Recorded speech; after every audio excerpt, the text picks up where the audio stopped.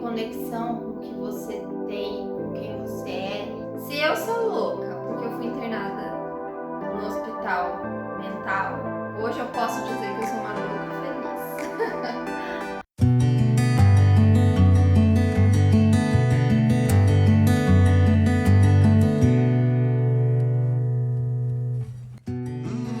Alô, meu povo! Mais um vídeo por aqui. Se você está chegando agora, meu nome é Tamires Lima e dentro desse mês, que é o mês de setembro, onde temos aí a campanha do Setembro Amarelo, eu tô fazendo uma série de vídeos aqui no canal, contando para vocês a minha experiência com a depressão e tentativas de suicídio.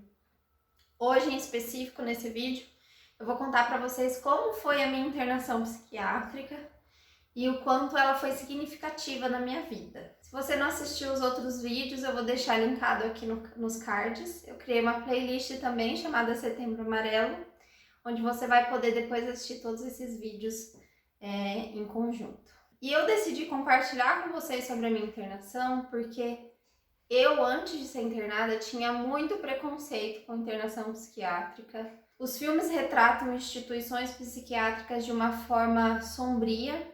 Quando eu estive lá, meu olhar mudou totalmente do que é uma instituição, um hospital psiquiátrico e como é o tratamento dos doentes mentais, das pessoas com dependência química, com as pessoas, os idosos com demência e também as pessoas com transtornos mentais. Outro motivo também de eu decidir compartilhar com vocês sobre a minha internação psiquiátrica é porque ela foi um marco na minha vida.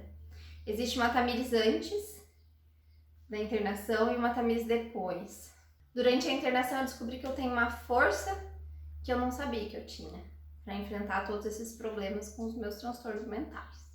Bom, a minha internação psiquiátrica ocorreu após tentativa de suicídio. O meu médico que me tratava na época decidiu que a internação seria algo ideal no momento. E graças a Deus, na época eu tinha convênio médico e eu pude fazer essa internação. Bom, eu me internei no Hospital Espírita de Marília, que a gente chama de EM. É um hospital, na verdade, referência aqui na região. Ele não só tem tratamento para internação psiquiátrica, mas outros tratamentos para idosos também e pessoas com doenças degenerativas. Então ele tem um hospital de várias áreas. Existe toda uma regra dentro do hospital e toda uma recomendação que faz bastante sentido porque a internação ela é para proteção do indivíduo. Então, quando o indivíduo tenta contra a própria vida, a internação ela é recomendada para que a pessoa tenha proteção de si mesma. Porque lá dentro do hospital, a pessoa vai ter assistência 24 horas por dia.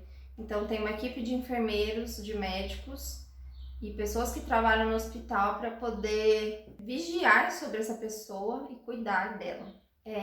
O dia que eu me internei foi, se eu não me engano, no dia 8 de outubro. E o Rodrigo me levou, a gente pegou e foi, chegamos lá, eu tinha arrumado uma mala, produtos de higiene pessoal, né, que eles recomendavam, eles mandaram uma lista do que eu tinha que levar, né, para o hospital. Então, produtos de higiene pessoal, cuidado pessoal, roupa, sapato, materiais de artesanato, né, para poder participar da terapia ocupacional lá, livros também. Então, eu arrumei todas essas coisas para eu poder levar. E aí, chegando lá, eu tava com muito medo, eu tava muito nervosa.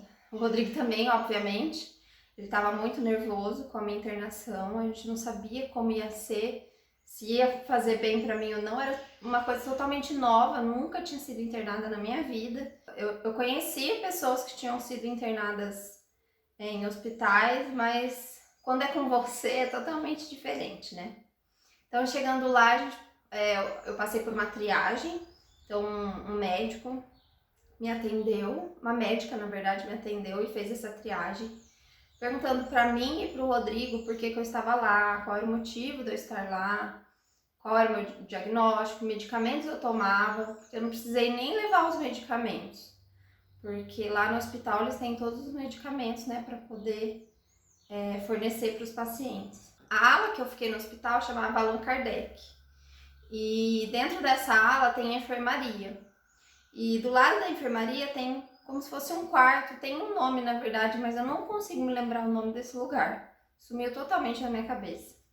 E foi o lugar onde eu fiquei no primeiro dia que eu cheguei lá. Então eu cheguei, fui pra enfermaria, depois da triagem eu fui pra enfermaria, né? Me despedi do Rodrigo, porque daí o Rodrigo já não podia mais entrar.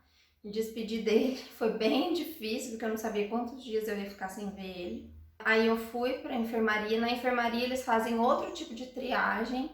Eles fazem também triagem nos seus pertences pessoais, para saber o que você tá levando, se é lícito, se não é, se tem algo que possa ser danoso para sua vida. Então eles fazem uma outra triagem, né? Conferem ali quantidade de roupa e tudo. E aí eu passei, né, pela enfermaria, tiraram minha pressão, minha temperatura, fizeram coisas básicas ali de uma enfermaria, né, de uma triagem, para eu finalmente ser internada. E aí, na primeira triagem que eu fiz com a médica, ela estabeleceu um médico que ia cuidar de mim. E quando eu cheguei na enfermagem, a enfermeira falou assim: ué, esse é o doutor que vai cuidar de você? Estranho, porque ele geralmente não cuida desses casos. Quem cuida desses casos é a doutora fulana. Eu vou ver certinho com a médica que fez a sua triagem e depois a gente vê se é ele mesmo que vai cuidar de você. Pra mim tudo bem, eu só queria ser cuidada, eu só queria ser acolhida e pra mim, na verdade, não, claro que interessava o profissional que cuidar, porque eu queria que fosse um bom profissional, mas assim, eu acredito que para trabalhar naquele hospital são bons profissionais, né? Então eu tava confiando no hospital e no tratamento que eles iam me dar. Então tudo bem. E aí eu fiquei nessa unidade que é bem grudada assim com a enfermaria. Mas assim, quando eu cheguei no hospital, eu tava morrendo de medo, né? Aí fui, fiz a triagem, aí o médico não me trancou no quarto, ele deixou eu ficar livre no pátio. Então eu pude conhecer as outras pessoas, aí eu fui conhecer as pessoas. Aí eu conheci uma moça que era da mesma cidade que eu. Foi muito legal ter encontrado ela lá, ela foi uma amizade bem importante pra mim. E aí eu conheci outras pessoas, outras histórias. E como eu ia ficar ali vários dias, eu não sabia exatamente quanto tempo eu ia ficar, eu sabia que eu tinha que fazer amizades, né? Certas amizades. E aí foi bem legal conhecer outras pessoas, outras histórias. Foi enriquecedor para mim, para o meu crescimento emocional. Eu vou tentar descrever para vocês como é o lugar. Bom, você chega assim, enfermaria, e aí de um lado é a ala feminina e o outro lado da enfermaria é a ala masculina. Então, na área feminina, é tipo um U, assim, de quartos. Então, são quartos com porta-balcão, sabe aquelas portas, assim, grandonas? São quartos, assim, tudo em volta e um pátio no meio, um gramado, uma escada, tudo para ter acesso aos quartos. A área coberta em volta, assim, né? E aí, lá tem os horários bem estabelecidos de refeições, né? Então, existe uma rotina dentro do hospital, obviamente. Então eu vou tentar descrever mais ou menos como é a rotina para vocês. Lá tinha café da manhã, aí depois tinha o almoço, depois o café da tarde, depois a janta e depois antes de dormir tinha uma ceia que eles serviam chá, bolacha ou bolo, alguma coisa assim. E gente, a comida era muito boa. Eu fiquei com medo ainda no primeiro dia e eu comentei com o Rodrigo, falei assim, nossa, lá a comida seja boa, né?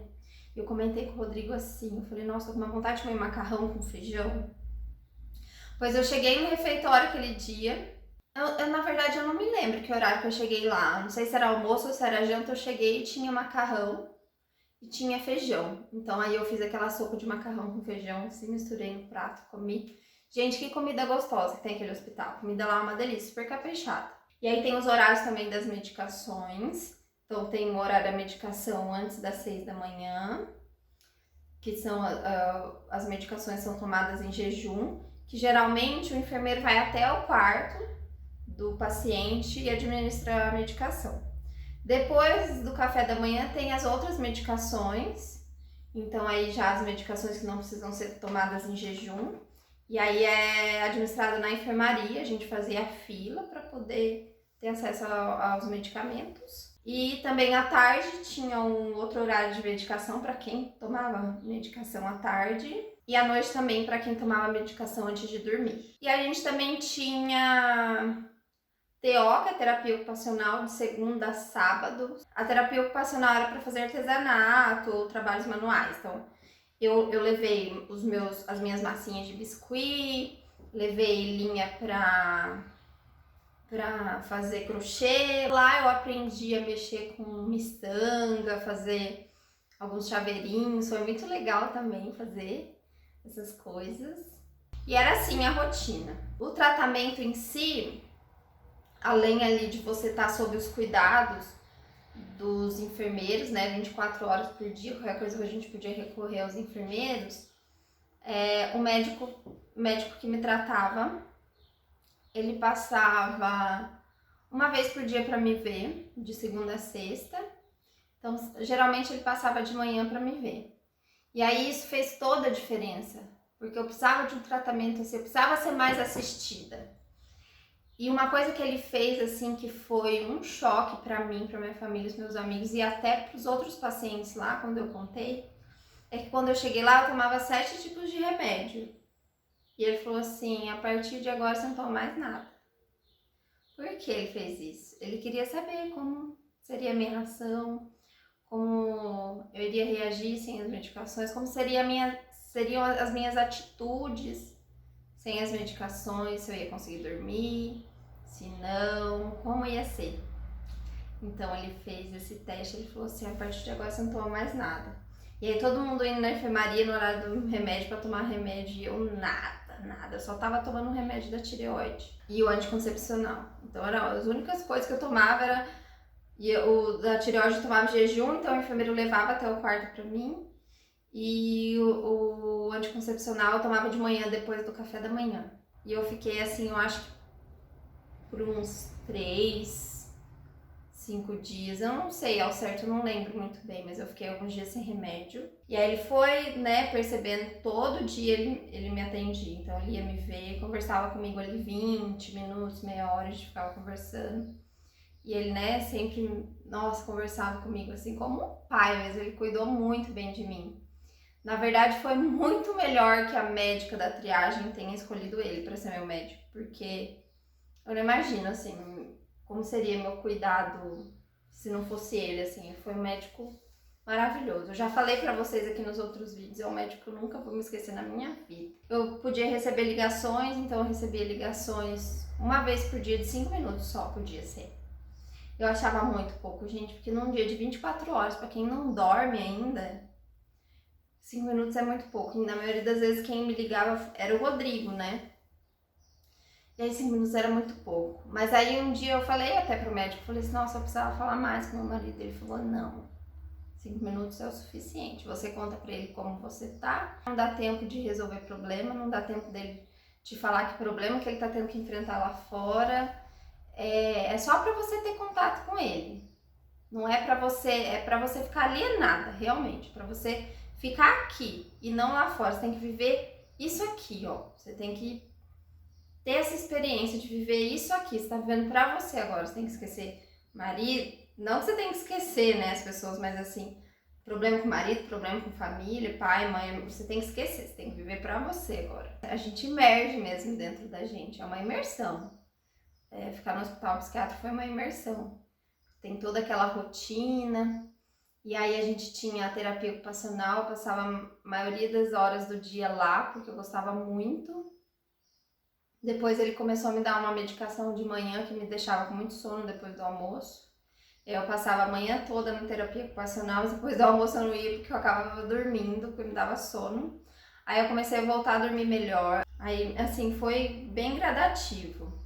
Eu tinha as coisas da faculdade também, então eu levei material da faculdade para estudar. Um bimestre eu consegui concluir, porque quando eu entrei no hospital era bem final de bimestre e começo de outro. Mas aí eu consegui, ele me deixou sair para fazer a prova. Aí eu fui, fiz a prova, deu tudo certo, mas o outro bimestre eu perdi. Daí já eu não tava conseguindo acompanhar. Eu já fiz uma DP, aí falta acho que outras 2, se não me engano, DP desse bimestre. Eu fui me reconectando comigo, sabe? Foi uma conexão. Às vezes, o hospital ele permite, se ele percebe que a pessoa está tendo uma boa evolução, ele permite que a pessoa vá para casa nos finais de semana. Então, depois que eu comecei a melhorar, o médico começou a permitir que eu fosse para casa. Então, o Rodrigo me buscava, ou a minha irmã me buscava, e eu poderia vir, né, ver minha família, ver meus amigos. O Rodrigo sempre me visitou quando pôde, como ele trabalhava era um pouco mais difícil para ele. A minha irmã, por sorte, na época podia mais, então ela ia sempre, toda semana. Ela ia me visitar, teve dia da minha sobrinha aí também, teve dia da minha mãe ir me visitar também, então fui muito bem cuidada, sabe? Eu recebi também, teve um dia que eu recebi ligação da minha amiga Fernanda, que ela também me ligou. Então, assim, toda a minha rede de apoio, que eu vou fazer um vídeo específico, vai ser o último vídeo dessa série, eu vou falar sobre rede de apoio. Toda a minha rede de apoio me apoiando mesmo, assim, durante a internação psiquiátrica. Uma coisa também que eu esqueci de falar, que eles proibiam o celular lá dentro, eu não podia celular lá dentro, eu não tinha comunicação com o mundo externo. Realmente estava alienada no mundo externo. Então, a reconexão, ela ia acontecer a forceps, sabe? E assim, o porquê que eu falo que foi um divisor de águas na minha vida, a internação. Antes da internação, eu tinha um diagnóstico errado. E aí, quando eu entrei no hospital, o médico falou assim: seu diagnóstico tá errado. Que ele tirou todas as minhas medicações, viu como eu me comportava. Eu tive crise de ansiedade, crise de pânico dentro do hospital, né? Fiquei sem dormir muitas noites, tive reações. E aí, ele foi observando tudo. Ele falou: esse diagnóstico tá errado, o seu diagnóstico certo é tal. E aí entra nos transtornos de personalidade. Vou falar pra vocês que é um transtorno de personalidade, mas como tem vários transtornos de personalidade, eu não vou falar pra vocês qual é o meu exatamente, porque eu acho muito pessoal. E aí ele começou a me tratar corretamente, me deu o remédio pra dormir, remédio correto pra eu conseguir dormir, o remédio correto pra eu conseguir passar o dia, pra controlar o meu humor, e aí o negócio foi se ajeitando, assim. Claro que demorou um tempo, né, para as coisas se ajeitarem, mas eu fui melhorando. Um crescimento emocional foi assim, teve assim um boom, sabe? 43 dias foi uma loucura. E aí, quando eu vinha para casa, assim, eu passei a dar valor nas coisas de uma forma, porque eu fiquei no hospital, longe da minha família, longe dos meus amigos, longe do meu marido, longe dos meus animais de estimação, da Mora e do Spock. Então, assim, quando eu chegava em casa, até o cheiro da casa, eu dei valor, sabe? Até no cheiro da minha casa. É uma reconexão com o que você tem, com quem você que é um bagulho louco. É maravilhoso, sabe? Uma coisa legal também que aconteceu comigo no hospital, como eu participava muito da terapia ocupacional, então eu comecei a produzir alguns chaveiros de biscuit, aí eu comecei a comercializar. Dentro do hospital, lógico, a permissão, na época, a assistência social permitiu que eu fizesse isso. Eu vendia por um preço baratinho, só para eu poder ter dinheiro para ir para a cantina, porque tinha o dia da cantina lá. E era muito gostoso, porque daí a gente podia comer coisas diferentes, sabe? Que não era servido. Então tinha bolacha, chocolate, todinho, refrigerante, coisas assim, salgado, que a gente não estava acostumado a comer lá, porque lá a comida assim é uma comida saudável, né? Uma alimentação mais saudável. Então aí a gente podia se esbaldar de comer porcaria. Paçoca, doce, era muito gostoso. Então eu tinha esse dinheiro da cantina e também na cantina a gente podia comprar cartão telefônico para poder ligar para nossa família. A gente também tinha direito de fazer ligação algumas vezes na semana. Então eram 5 minutinhos a mais ali que a gente podia ter para ligar para um familiar nosso. Tinha dia que eu ligava pro Rodrigo e falava: me tira daqui, chorando, desesperado. Porque assim, é uma sensação de prisão. Por mais cômodo que seja, é uma sensação de prisão. Te dá saudade da família, dos amigos. Eu tinha muita saudade do Rodrigo, porque eu tinha uma dependência emocional em relação ao Rodrigo. E também tinha a questão de que a gente era, né, a gente se ama, então a gente foi feito pra ficar junto. E aí 43 dias longe, gente, é muita coisa. E aí, de passado semanas, eu comecei a perceber que eu tava melhorando, medicação foi se ajustando, dormindo bem, tendo bom humor. Quando eu ia para casa, esse bom humor permanecia, vontade de viver. Eu fiz muitos exercícios durante a minha internação de autoconhecimento, de escrever coisas sobre mim, de escrever cartas para mim, cartas para minha família. Eu tive um encontro comigo, assim, eu vi quem eu era, o que eu queria, o que eu desejava, com quem eu desejava, e sempre consciente do porquê eu estava ali dentro do hospital, por que eu tinha sido internada. Então, eu tive um reencontro comigo de que a vida vale a pena, de que as pessoas se importam com você. Eu percebi o quanto as pessoas sentiram saudade de mim por eu estar internada e elas não poderem me ver.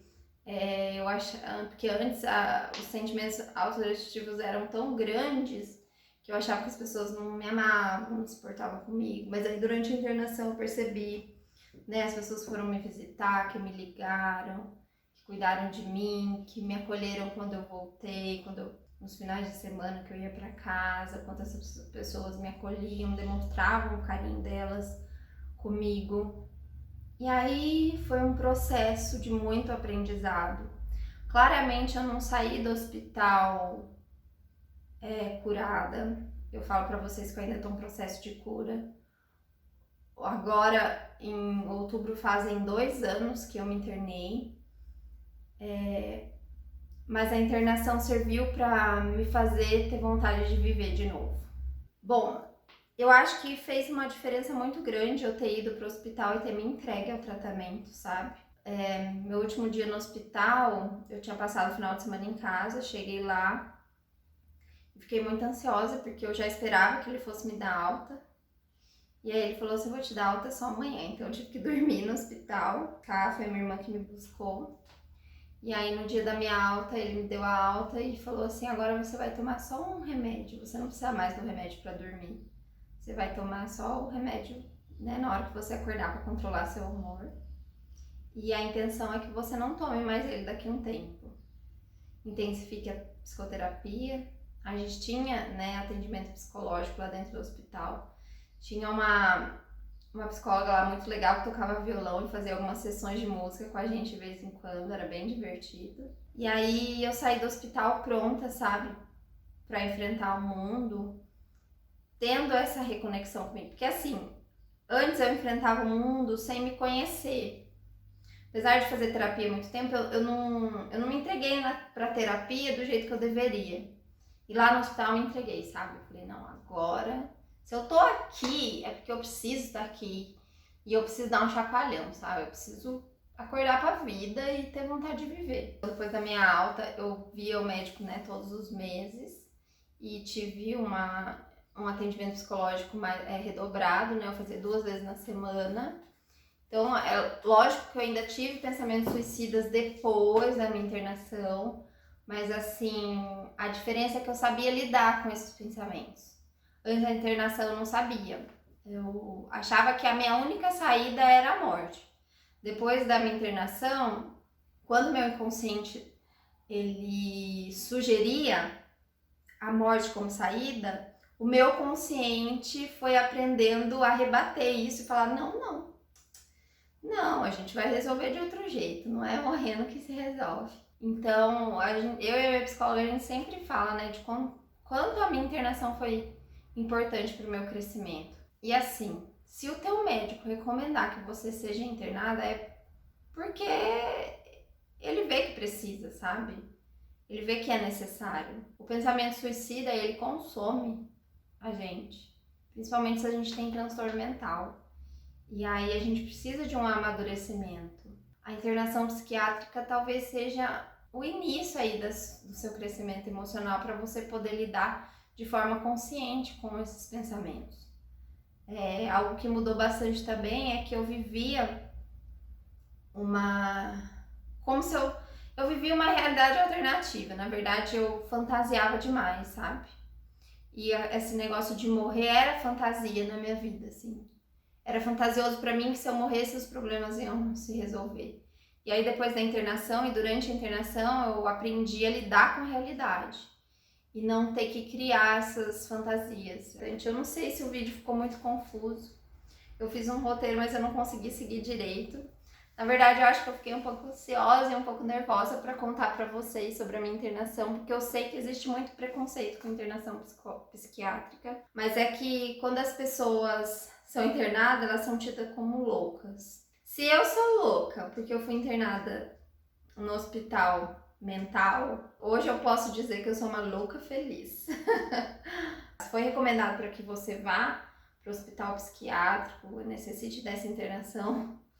Não pense que é porque você é louca. Não, é porque você precisa de atenção 24 horas por dia.